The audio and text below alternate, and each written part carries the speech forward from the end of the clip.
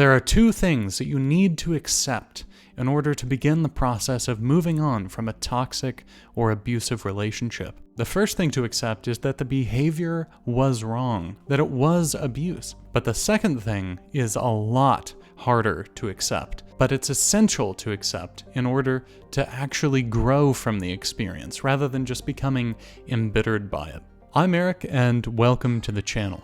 If you watch this video and get something out of it, perhaps consider subscribing so you don't miss out on future content.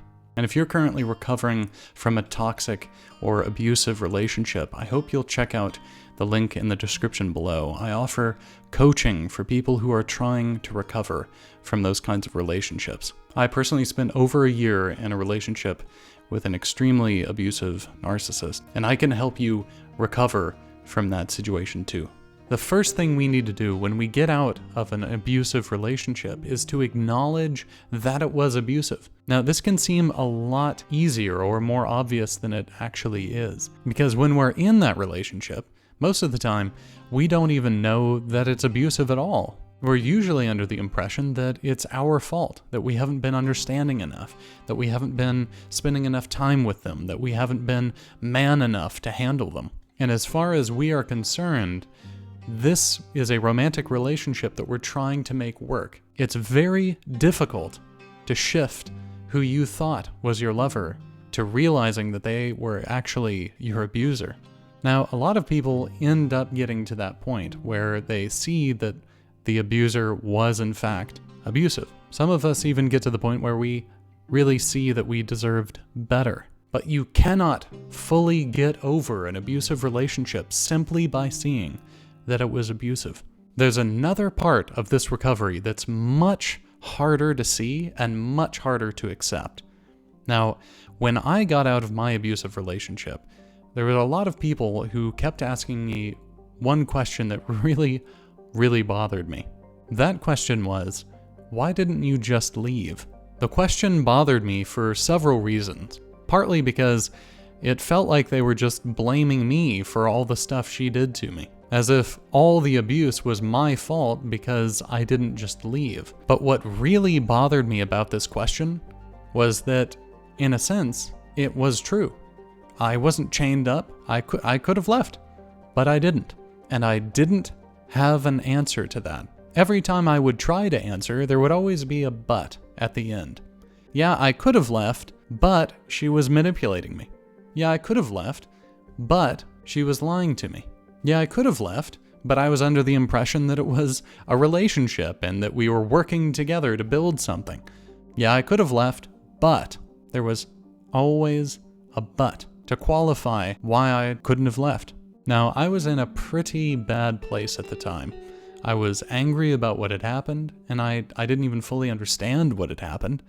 And I continued to ruminate and stay in that same emotional and mental place until I was able to face that question. Why didn't I just leave? And when I allowed myself to face that question, I realized that, yes, she is responsible for her behavior, but I am also responsible for my behavior. She can be a villain and responsible for the things that she did, but also, it is true that I could have left. Both of these things can be true. Yes, it's true that abusers will say things to manipulate you. They'll say all kinds of things to get you to stick around. They'll say things like, I need a man who can handle me, or all relationships have bad days, or you take things too personally. But regardless of anything that she said, regardless of anything that I said or told myself, I was miserable, and I didn't listen to that. I didn't listen to what my own self was telling me. Eric, you're miserable. Get the hell out of here. And I didn't listen to that. I stuck around.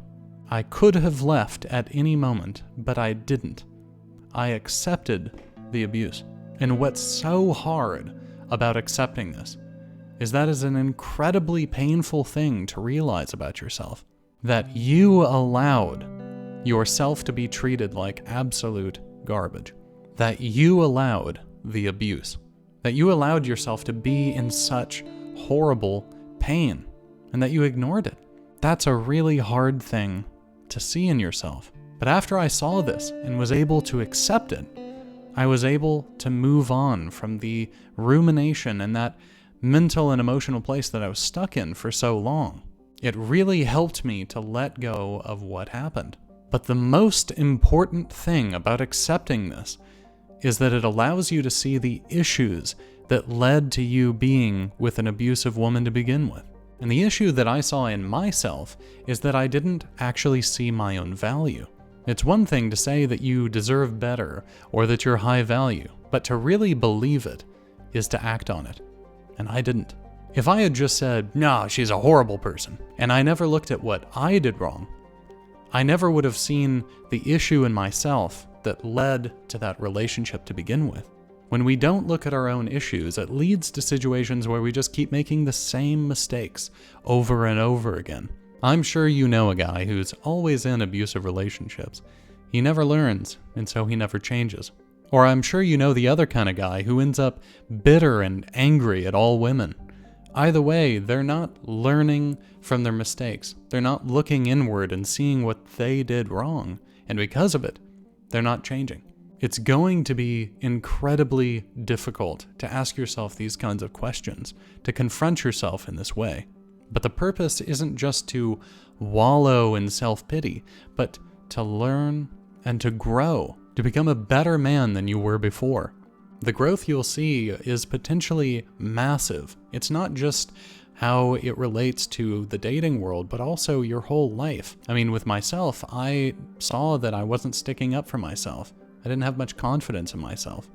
I went from being shy and unassertive to feeling more confident in myself, feeling more secure in myself, sticking up for myself more, seeing that I deserved better than the kind of abusive situations that I kept finding myself in. And you will experience this same kind of change when you ask these questions too. So to sum everything up, though she was to blame for the abuse, you only have yourself to blame for sticking around. Now, I hope you got something out of that video. If you want to see more like it, please consider subscribing. And if you are currently going through an abusive situation, or you're trying to get over something like that, please check out the link in the description below. Thanks so much for watching. I'll see you next time.